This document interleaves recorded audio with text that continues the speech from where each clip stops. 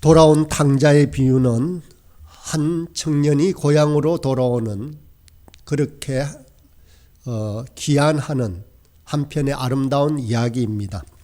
한 인간이 가출하고 또 그리고 고난당하고 그러다가 깨닫게 되며 성숙해가는 전형적인 성장 드라마라고 할 수 있습니다.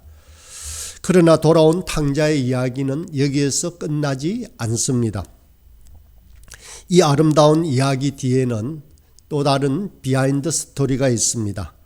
둘째 아들의 귀환을 매우 못마땅한 눈으로 쳐다보는 한 아들이 있습니다. 그는 바로 탕자의 형이요 그 집안의 맏아들입니다. 이 아들은 한 번도 아버지의 속을 썩인 일이 없는 아주 성실한 아들이었습니다. 그런데 이 둘째 탕자가 돌아오면서 맏아들의 인생은 갑자기 문제가 많은 것처럼 헝클어지고 있습니다. 맏아들은 밭에서 열심히 일하다가 돌아오는 길이었습니다. 그런데 자기 집에서 흥겨운 노랫소리와 춤소리가 들려옵니다. 맏아들은 종을 불러 무슨 일인지 묻습니다. 27절입니다. 당신의 종이 돌아왔음에 당신의 아버지가 건강한 그를 다시 맞아들이게 됨으로 인하여 살찐 송아지를 잡았나이다 라고 종이 대답합니다. 이 소리를 듣는 순간 맏아들의 안색이 확 바뀌어버립니다. 28절에 보니까 그가 노하여 들어가고자 하지 아니하거늘 이라고 말하고 있습니다. 이 비유에 등장하는 형의 태도는 참으로 우리를 당혹해 합니다. 형은 아버지의 환대를 받고 있는 동생 때문에 매우 화가 났습니다. 여기에는 방탕한 생활을 하고 모든 재산을 탕진하고 돌아온 동생 때문만은 아니었습니다. 형이 더 화가 나는 것은 아버지가 그동안 자신을 대했던 태도였습니다. 그래서 29절의 말씀에 보면 그의 태도를 더 알 수 있습니다. 아버지께 대답하여 이르되 내가 여러의 아버지를 섬겨 명을 어김이 없거늘 내게는 염소 새끼라도 주어 나와 내 벗으로 즐기게 하신 일이 없더니라고 말합니다. 동생에 대한 비난은 이전에 동생이 환대를 받는 것을 보면서 아버지가 나에게 이렇게까지 환대해 준 적이 없다는 섭섭한 마음이 들었던 것입니다. 자기는 여러 해 동안 한 번도 아버지의 명을 어기지도 않았고 성실하게 일했지만 자기에게는 염소 새끼라도 내어 잔치를 해준 적이 한 번도 없었기 때문입니다. 그전까지는 문제가 없었는데 동생 때문에 갑자기 형은 문제 많은 인생으로 바뀌어버리고 말았습니다. 사실 이런 반감은 이전부터 조금씩 삭트고 있었는지도 모릅니다. 아버지가 이해할 수 없을 정도로 이 망나니 동생을 감싸고 도는 것이었습니다. 밥 먹을 때마다 눈물 짓는 아버지를 보며 오히려 이런 반발의식은 더욱더 커져갔는지도 모릅니다. 아버지가 성실한 자기보다 망나니 동생을 더 사랑하는 것처럼 보였기 때문입니다. 사실 우리 인생에 이런 일은 드물지 않게 일어나고 있습니다. 문제는 바로 비교식입니다. 우리가 가진 것으로 충분히 만족할 수 있는데 다른 사람과 비교하면서 문제가 발생하기 시작합니다. 자기 집 한 채 가지고 있으면 만족해도 될 법한데 친구들이 더 큰 집을 가지고 있다는 데서 불만이 생깁니다. 남들은 해외여행을 가고 좋은 차를 타고 다니는데 나는 그렇지 않은 것 때문에 좌절감을 느낍니다. 비교식이 강한 사람은 불행합니다. 행복의 기준이 자기에게 있지 않고 다른 사람에게 달려있기 때문입니다. 비교식은 반드시 질투심을 일으킵니다. 인류 최초의 살인사건도 그렇습니다. 가인은 농사를 지어 땅의 소산으로 제물을 드렸고 아벨은 양을 쳐서 양의 새끼로 제물을 드렸습니다. 그런데 하나님께서는 아벨과 그 제물은 연락하고 가인과 그 제물은 연락하지 않았습니다. 가인은 바로 이 모습에서 분노가 일어났습니다. 그 분노를 다스리지 못하고 가인은 들에 있을 때 몰래 아벨을 쳐 죽이고 맙니다. 질투심 때문입니다. 아우가 하나님의 사랑을 빼앗아간 것 같고 그 아우만 없으면 자기는 행복해질 것 같았기 때문입니다. 질투는 다른 사람을 죽음으로 몰아갈 뿐만 아니라 자기 자신도 불행하게 만드는 성질이 있습니다. 형은 죽었다가 다시 살아온 것 같은 아들로 인하여 한없이 기뻐하고 있는 아버지의 마음을 조금이라도 이해했다면 이렇게 분노하지는 않았을 것입니다. 무엇보다도 필요한 것은 맏아들이 자신을 향한 아버지의 사랑을 깨닫는 것이었습니다. 아버지는 탕자뿐만 아니라 맏아들을 아주 사랑했습니다. 실상 아버지는 가장 좋은 것을 맏아들에게 이미 주었습니다. 31절입니다. 아버지가 이르되 예 너는 항상 나와 함께 있으니 내 것이 다 내 것이로되. 살찐 송아지나 염소 새끼 한 마리가 문제가 아니라 아버지의 전 재산이 맏아들의 것이었습니다. 아버지는 오히려 둘째보다 맏아들을 신뢰하며 그를 더 의존했는지도 모릅니다. 그런데 이 은혜를 맏아들은 모릅니다. 아마 너무 당연했기 때문인지도 모르겠습니다. 그런 점에서 형은 또 다른 하나의 탕자라고 할 수 있습니다. 그런 집안에 있지만 실상 마음은 아버지의 품에서 멀리 떨어져 살고 있는 탕자였습니다. 인생의 문제들은 우리가 모든 것을 당연하게 받아들이는 데서부터 출발합니다. 그러면 감사를 잊게 됩니다. 우리가 하나님을 아버지라고 부르며 주님을 나의 주님이라고 부르는 것은 그저 당연한 일이 아닙니다. 이것은 정말 놀라운 기적입니다. 죄 많고 한낱 피조물에 불과한 인간이 어떻게 하나님을 아버지라고 부를 수 있겠습니까? 이것이 당연한 것으로 생각할 때 우리 신앙은 죽고 감격이 살아나지 않습니다. 우리가 이 사랑을 체험하기 위해서 탕자처럼 집을 멀리 떠나야 할 필요는 결코 없습니다. 매일 아침 눈을 뜰 때, 또 조용히 새벽에 기도하며 말씀을 읽을 때 하나님이 우리 아버지 되심의 은혜를 누린다면, 그리고 그것이 새롭게 느껴진다면 우리 삶은 기적과 같은 삶이 될 것입니다. 오직 감사할 줄 아는 자에게만 아버지의 사랑이 머문다고 할 수 있습니다. 형은 동생에 대한 질투심과 함께 경멸의 마음도 가지고 있었습니다. 30절 말씀에서 확인할 수 있습니다. 아버지의 살림을 장녀들과 함께 삼켜버린 이 아들이 돌아오매 이를 위하여 살찐 송아지를 잡으셨나이다. 형은 자기 동생을 동생이라고도 부르지 않습니다. 단지 아버지의 아들이라고 부르면서 자신과의 관련성을 멀리하고 있습니다. 그 동생에 대한 표현도 아버지의 살림을 장녀들과 함께 삼켜버린 이 아들이라고 부릅니다. 그러면서 일말의 동정심도 가지지 않습니다. 오히려 경멸의 대상처럼 여깁니다. 그런데 문제는 그런 동생을 아버지께서 받아주셨다라는 사실입니다. 물론 이것은 비유입니다. 이 비유에서 아버지로 상징되고 있는 분은 다름 아닌 바로 하나님 아버지이십니다. 하나님 아버지께서는 우리가 어떤 모습일지라도 돌아오면 하나님의 자녀로 받아주십니다. 이것은 결코 변경할 수 없는 사실입니다.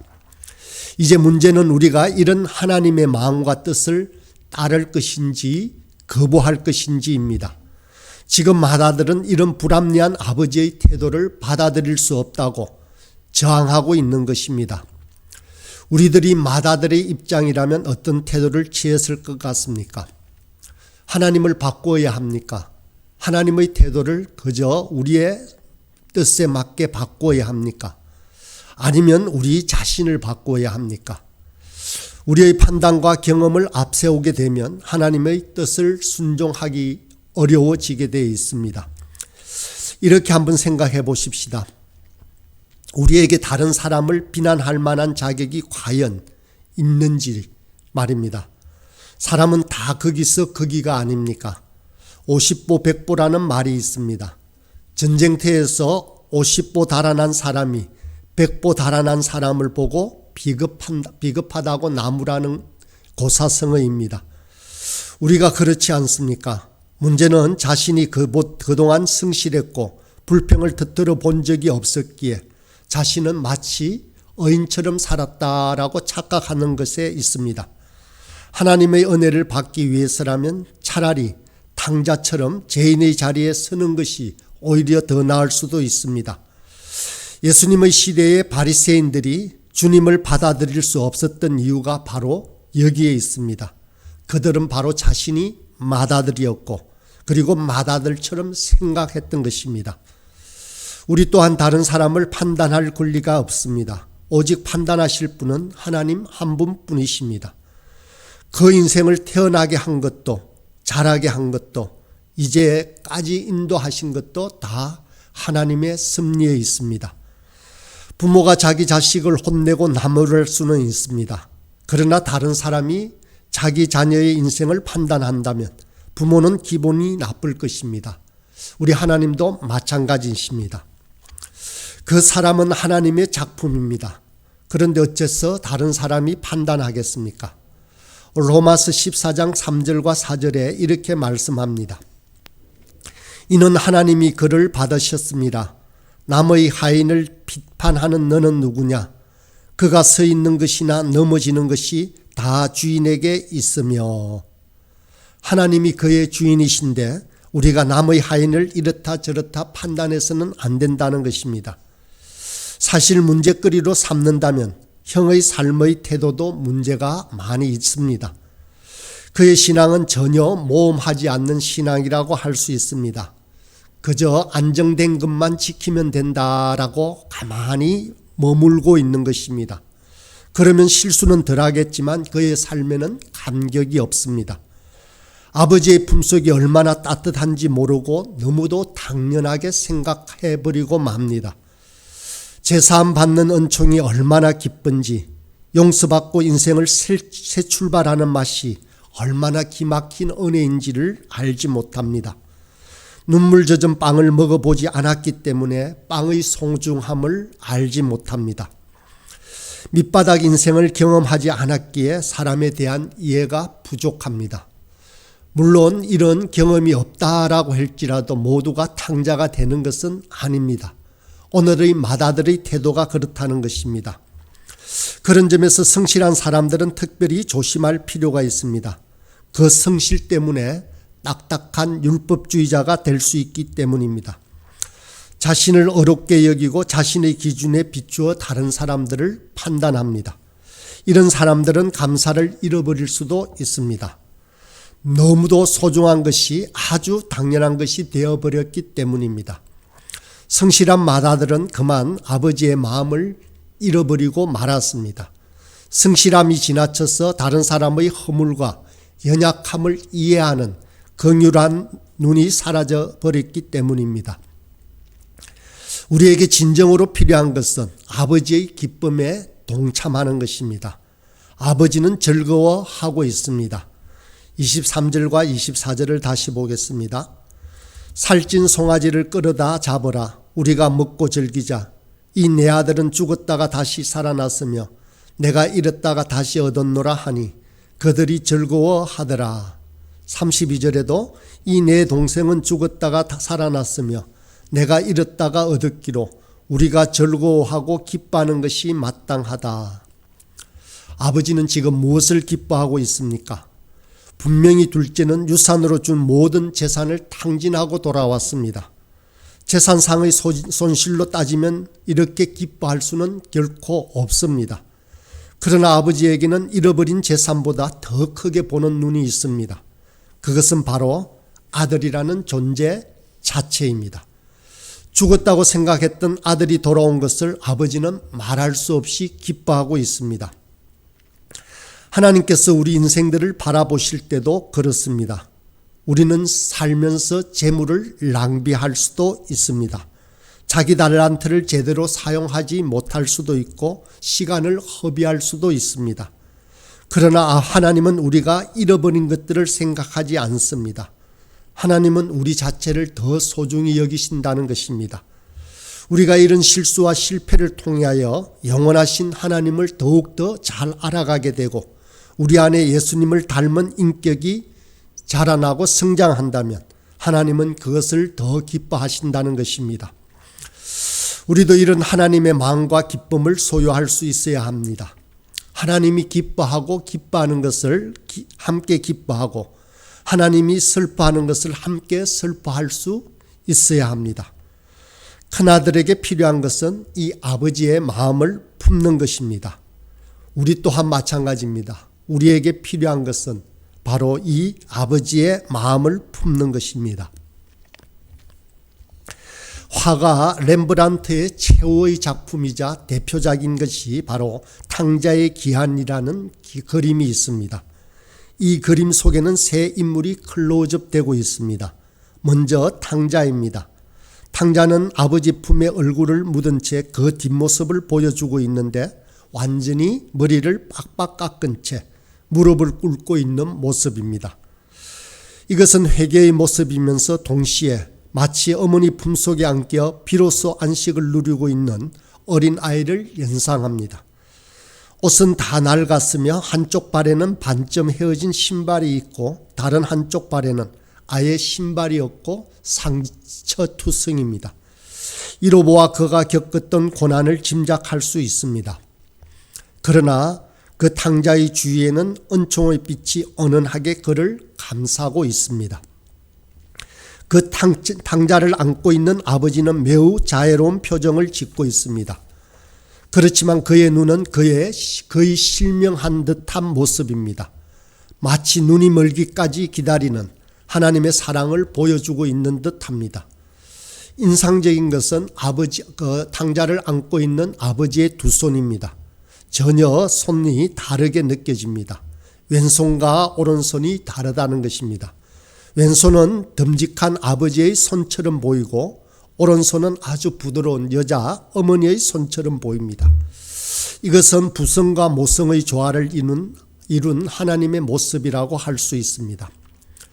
그리고 그 옆에서는 큰 아들이 서 있습니다. 큰 아들은 이 탕자와 아버지로부터 좀 떨어져 있습니다.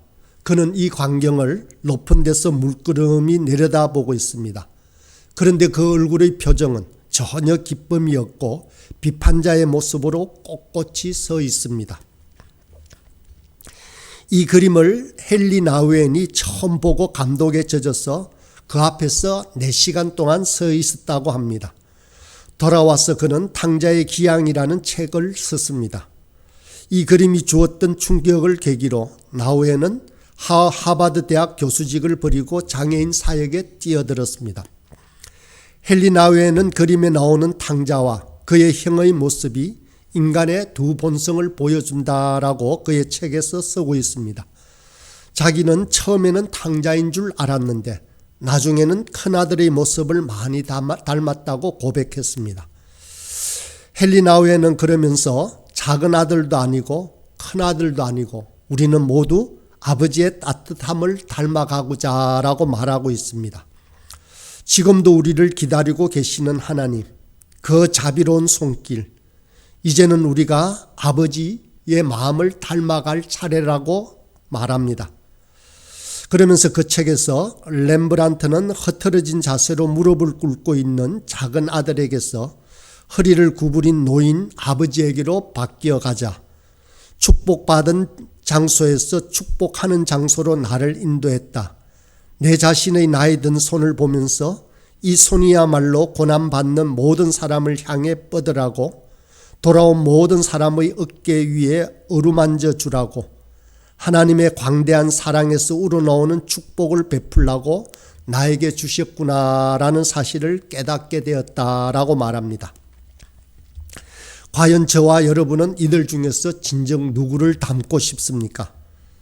오늘 하루도 넉넉한 마음으로 또 위로하고 어루만지는 손길로 주님의 마음을 본받는 자로 살아가는 저와 여러분이 되길 간절히 소망합니다.